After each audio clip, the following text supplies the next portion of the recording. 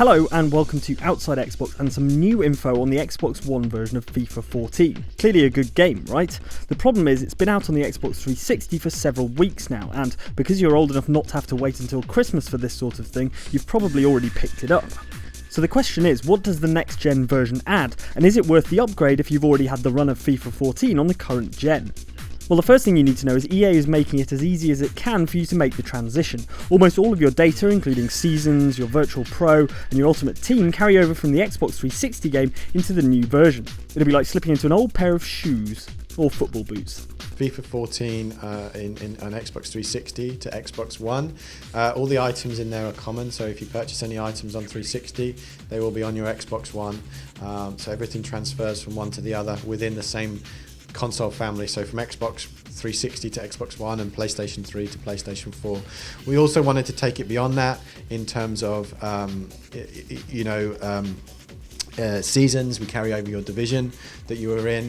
We carry over a number of items within the EA Sports Football Club, including your level and your XP as well, and on the online Virtual Pro. But hang on a minute, isn't that Nick Channon, the guy who was in charge of current gen FIFA 14 when we last talked to him? Does that mean it's exactly the same game? No, it's a very different game, and we're really proud of it. I mean, the HD version came out a couple of weeks ago, and I think we're very proud of that game. It's doing really, it's doing well. People are really enjoying it. So, what we wanted to do first of all was to make sure that, which is actually different to the last time we've been through these kinds of transitions, was make sure that all the core features, all the major modes that are on the current gen game moved over to Gen 4. They weren't all fully featured before. It was very important to us. So the innovations you've seen in career mode, the new co-op seasons, the changes that have been made to FIFA Ultimate Team and FIFA 14 all move across to Gen 4.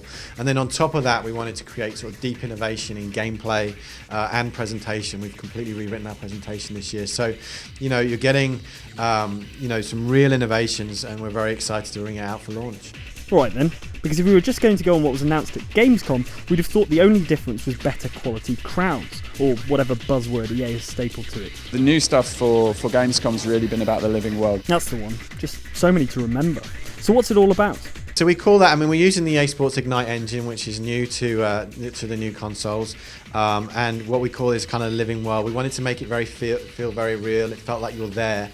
And you mentioned the crowd, and I think, you can't underestimate the difference that makes. Obviously, we've always asked, when the crowd, can we make it look better? It's very difficult when you're dealing with stadiums of up to 90, even 100,000 people.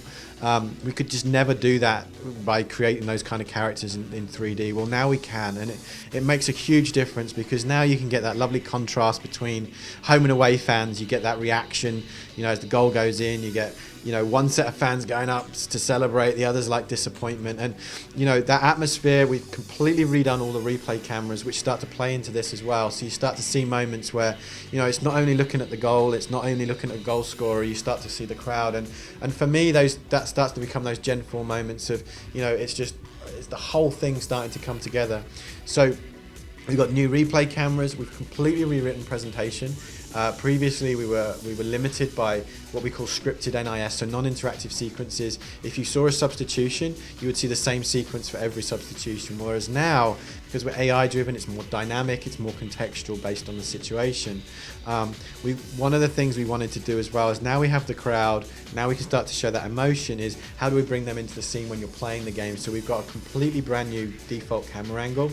It's lower, it brings the crowd in, whereas you were previously just looking down onto the pitch. And it adds to the atmosphere of the game.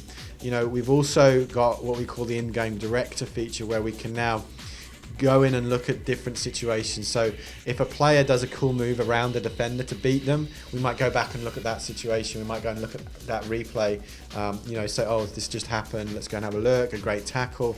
We can show replays from previous in the game. So it's a very, very different look and feel. It's FIFA presented in a way that is brand new for the new consoles. That sounds good, but not earth-shattering. Fortunately, we've had a chance to play the game on Xbox One for ourselves, and there's a much more profound change. Turns out the Xbox One has enough room in memory for far more player animations than the 360 version.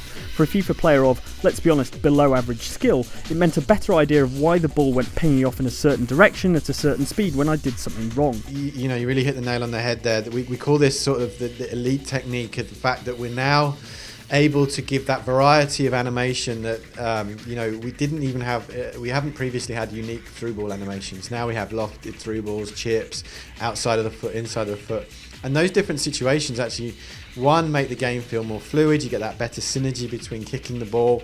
The ball can be kicked differently. If it's with the outside of the foot, it's going to move slightly differently than it would with the inside. So what this ultimately does is not only gives animation variety, it makes that connection between the physical animation, what the ball's doing, and ultimately gives for a much more fluid feel to the game. We've got more coverage in shooting, in heading the ball. You can do chest passes.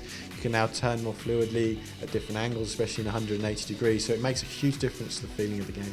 And you might be wondering about the title update that hobbles finesse shots and heading from the 360 version. We asked Nick if those changes were final or whether we can expect more tweaks to the balancing. Ultimately, what we always do and what we've done for years is we listen to the feedback of what people are saying. What are people saying about the game? How do they feel? About playing it, and there's a lot of opinions, and in this case, I think we felt that there was consistent opinion that the heading was too powerful. In terms of the finesse shots as well, similar thing there. So we wanted to make sure that did get addressed and the balance of that was changed. We continue to listen to the feedback. If there's something major, we will obviously look to address it. But also we're looking for feedback to see how we adapt things for moving forward as well. Things like if we did tactical defending a couple of years ago, because there was a real feeling there was an imbalance between defending was too powerful. If you look at the changes we made in dribbling this year, there was a feeling there was too much sprint, too much reliant on sprinting. We wanted to vary the game as well. We tightened up the defending to mean that ultimately you had to move the ball around a little bit more, build up play. So we're constantly listening to feedback. There's things that we want to do with the game. There's innovations that we have. So it's making sure that balance. And in this situation last week, there was some things that we wanted to do that we addressed through the patch. Are those changes that have been made to the patch, are they things that would apply to the next gen version as well? Will they be there on day one? Yeah, I mean, ultimately anything that we feel we need to address, if it's relevant to Gen 4, we will do that as well. Yeah. So there you have it. In isolation, the changes might seem minor, but combined, FIFA 14 Next Gen is more than just a graphical facelift. The on-pitch action feels more fluid and nuanced, and the new presentation means matches flow more smoothly. And yes, those crowds do make a difference, particularly when you score away and your tiny corner of away fans go mental. It might be a bit much to expect you to buy 2 copies of FIFA 14 in as many months, but be in no doubt this is the definitive version of the game. And if you have no plans to buy an Xbox One, you can at least expect to see a lot of copies of the 360 version on pre-owned shelves come November 22nd. If you found this video useful, don't forget to like and subscribe, and we'll see you next time on Outside Xbox.